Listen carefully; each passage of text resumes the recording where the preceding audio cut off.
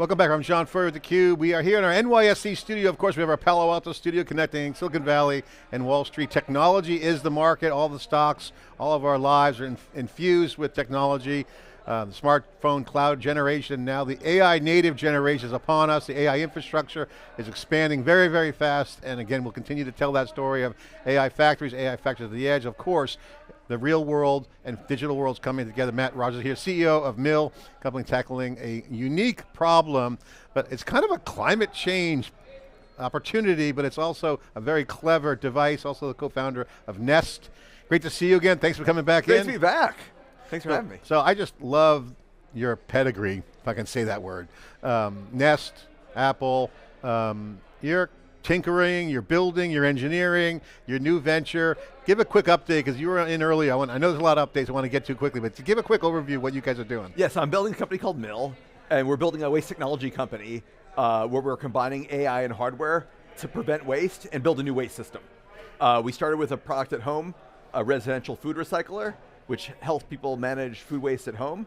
We recently announced, just a few months ago, a new commercial scale version where we're deploying this first to Amazon and all their grocery stores and Whole Foods locations, where we're also building an AI, a camera technology that's going to identify what food's being thrown away. It's a pretty holistic product that not just is helping manage waste, but prevent waste altogether. So check out that video on YouTube. Last time you were in, it was a home product, but it was very interesting because you're using the technology to do all that in there, so there's not a lot of waste. Now the commercial business, like businesses who throw out a lot of stuff, restaurants, food, shopping malls, all that's getting wasted.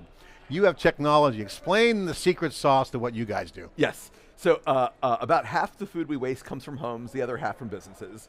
The core of our technology is dehydration. So most of food is actually just water.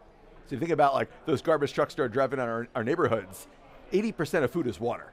So this is a lot of water being trucked around. So the core of our product is we take the water out of food, and when you dehydrate it, it gets small, almost looks like coffee grounds, doesn't smell, doesn't go bad. Also, you don't take the trash out as often. But if you think about it as a business, not just are you picking up the trash less frequently, but if you add AI, could you identify what food is being thrown away, when it's being thrown away and why, and then could you feed that back into your procurement systems, your menu planning, to prevent food waste altogether and really save money. I really like the practical approach you took on the building this company. One, home, half the problems there, so tackle that first. Get the product ready, it does what it does, technically, solves that problem. Now you say, okay, let's take a bigger problem. Commercial, give us the updates. You got AI in there, you mentioned before we came on camera. Explain the advances of now a connected device could be better than a non-connected device. It's pretty amazing what can be done today. So I started Nest about 15 years ago, and for those who remember, we had these Nest Cam products, video doorbells, things like package detection, where the UPS driver would drop off a brown package and you get a notification at home. Now we built that, we hand-tuned that model. It took like a year to build that, dozens of engineers. Now, with latest LLM technology, we can do this so much faster. Like what used to take years now takes weeks. And the capacity to train these models is way faster. It's remarkable what can be done today. So last time you were on, last year, now this year. So what happened? You go back to the ranch, you go back to the team. AI is now hitting the table. We're starting to see those advances, acceleration. Jensen Huang calls it accelerated computing. You got supercomputing capability. You can buy it anywhere. GPU clouds, Amazon, on a device. What did you guys do? What were the meetings like? We had to get AI in this thing, and take us through that. There exists products and services out there today that try to help restaurants and grocery stores prevent waste. But usually there are additional work, there are things you add into your workflow. And we were thinking is, what if we could build it into what you do already? And today, like people take their foods, they scraps, they put it in the trash can. Now what if we could intercept it just then? Just when they're in the middle of throwing things away, not add any more time to their work. And this is exactly what AI is great at. And in this case, as you said, like computing has gotten so good, we actually built the data center into the trash can. Now that's an edge device. Yeah. All right, so what's going on? So the computer vision, is there computer vision? How does it detect? That's right. We use a network of cameras plus sensors, and we kind of combine all those together to get a really accurate picture of what's being thrown away. Because the vision technology is really good at identifying what is being thrown away. But you need other sensors to determine how much they weigh and how much water is in them and that kind of stuff. All right, so take us through the expansion into commercials. I find this fascinating because, and I'm curious how the AI is reporting the data. So you got Amazon and Whole Foods, they have an operation, they have inventory, people can throw stuff away if they're done eating at Whole Foods, but they have the buffet there, they got tons of food, they got produce, and they got tons of food that's perishable. That's right. Is that the way? Take us through the problem and what you guys do to solve it. So the core problem is food waste is several percentage points of revenue for these companies. And for those who know the grocery business is not a high margin business. So a couple points of revenue is a big deal. So if we can go and identify what are the sources of those waste, when are they happening, and agentically, what can we do to prevent that waste? Tying in automatically to their procurement systems or their menu planning systems. What times a day are these things happening? And could we automatically make these inferences to prevent the waste from being happened? So you take the edge device, which is the trash system with the data center, and I love that. My mind's going crazy there as a rack of servers. And then you're connecting to essentially databases, which are traditionally siloed workflows. That's right. You're tying that together. Is it agentic? Are you building in coordination, delegation? Take us through some of the things going on. Exactly. This is like an ideal use case for AI. This is actually exactly what agents are for. The kind of things of connecting these dots that are really hard to do manually. And in the spirit of what's happening in the software world today, this is one where if we did it the old way, if we built custom SaaS solutions for every vertical, whether it's a custom software solution for quick service restaurants versus grocery stores, we would need thousands of engineers to do that. And this is kind of the ideal use case for agentic AI. So I have to ask you, Matt, while you're here, since you're an expert, we have a mixture of experts series, we'll kind of throw that in too. The whole SaaS getting killed by AI conversation.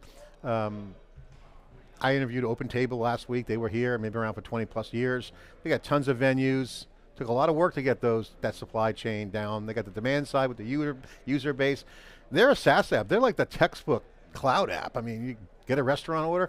I don't see them going away. So so where do you see the line between a competitive moat, either technically system of record or data, versus say the interface changes where things are being embedded in, like you're doing with the waste systems, or prompts are now the interface? What's your take on how you see it? I'm sure you get this all the time. Is SaaS getting killed by AI? What's your... John, I've been doing this a long time.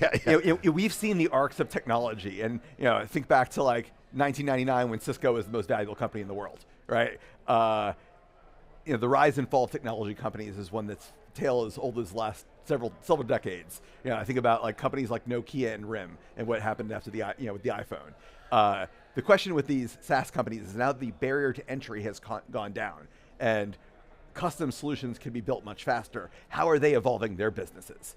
And one of the things that Steve Jobs taught us at Apple is you got to think about not just your competitive moats, but can you go after your own businesses. You mean compete on value. Compete on value. So and cannibalize your own business with better product. You got it. So we were worried about this. This is kind of the genesis of the iPhone. We were worried, hey, smartphones are coming. They're going to eat our iPod business, which was most of Apple's revenue at the time. So part of the genesis of the iPhone is kind of defending the fort on the iPod business. Yeah. Now, I think about it, if I was a software CEO right now, I'd be thinking about that. What are my competitive moats? Where's the puck going? And then start building solutions to where the puck is going.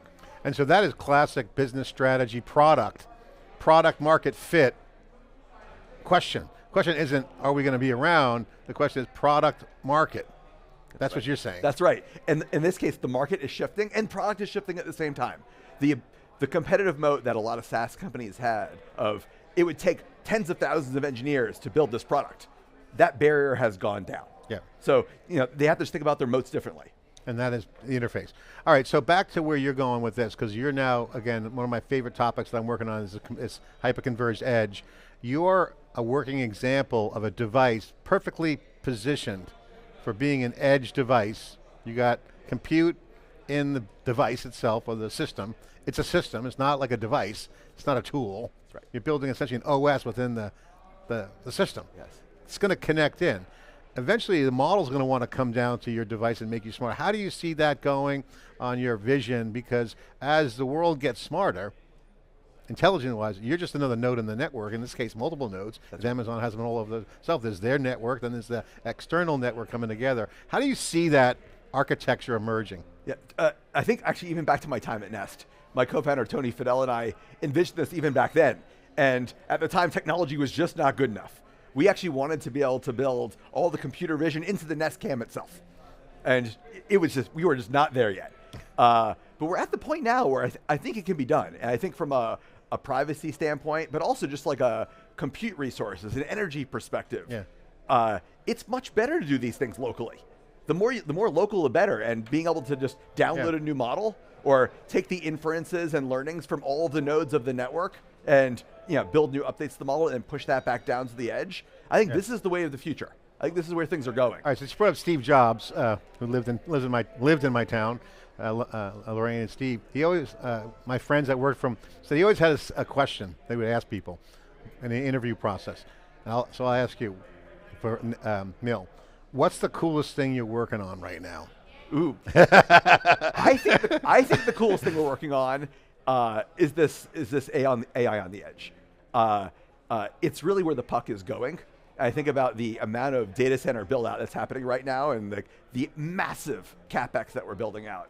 But if in 5 to 10 years, really things are going to move to the edge, folks need to start thinking about what their edge strategy really is. And are we right-sizing the CapEx for where the future is going to be? And what's cool about the edge in your mind? What's the cool, what use cases, what unlocks, what's possible that we don't see today that comes down to the edge if that continues? I mean, one is speed. Things at the edge are always going to be faster. And then the other is cost. The cost of building data centers, both from a CapEx and an OpEx, the energy it requires to run, new silicon comes out every few years, that cost is enormous. Versus if you could build a special purpose AI engine at the edge that does everything that you need to do in that location. Oh man, that's a much more efficient operation. I think your venture, is a tell sign, at least is my vision on this, is that what you're doing is one example of many that will come. If you think about like our homes, and I don't know if you remember the days back in the 90s, grid computing. It was different context, but imagine having a grid of factory nodes. We have energy. New York's the biggest waster of energy here. I mean, they could have enough energy aggregated from New York. That's right. If there was brains. Because you're putting brains into your system. So imagine if I want to manage my boiler from a high-rise building. That's an IoT device. That's right. That's this kind of reminds me of like the old like folding at home or like the SETI at home days of yore where folks would offer their personal computers at home to work on big compute tasks. I think we're getting to the point where not just are our personal computers and our phones very, very high horsepower, but the rest of our edge devices are going to be there too. We saw this coming at Nest. And we're at the point now where... In which way did you guys see it? That more and more can be pushed to the edge, and we started this effort called Thread to build more mesh networking, to allow nodes to talk to each other and share intelligence. It is where the future is going. The cost of energy, the cost of data centers is really high. I think about the average application. The average application of AI, the full build out of the data center is too expensive for those average applications. How do you see the intelligence connecting into your commercial business? Because imagine that Whole Foods, they have a lot of locations in all the major metro areas, almost like in all these high bandwidth areas, highly, the demographics in Whole Foods is pretty high, a lot of connectivity. What are you seeing that's going to be future headroom for you with the intelligence, devices talking to each other, not just systems of record, but like, do you see kind of like, what's the vision of how this unfolds for Amazon and the world? Look, I think to start with, if we could help solve their food waste problem, that alone is like a multi-$100 billion problem to solve, let alone thinking about, as a whole, the waste problem. The amount of waste we create as a society, massive. Actually, just the value of wasted food is maybe twice the size of the waste industry. The value of the things we throw away is immense. What's the growth strategy now? Take us through where you are in the progress you got. Is this shipping product with the commercial side? Is it iterating through? Take us through the progression. Right, so we're in market today with our residential product. available at mill.com. People are buying it all the time, every day. We've announced our commercial scale product and have started taking pre-orders for that. And we're starting to deploy prototypes later this year. Is there a threshold for customers on the orders that you're prioritizing? Is obviously Amazon's huge, so it's good work case for you. I mean, we're starting with the most innovative customers and kind of a canonical customer per category. Think about Whole Foods as being a canonical grocery store. We're also looking at restaurants, stadiums, food service, universities, hospitals, innovators in their space. Got it. All right, so what's on your agenda? What are you focused on now, personally, with the company, status, hiring?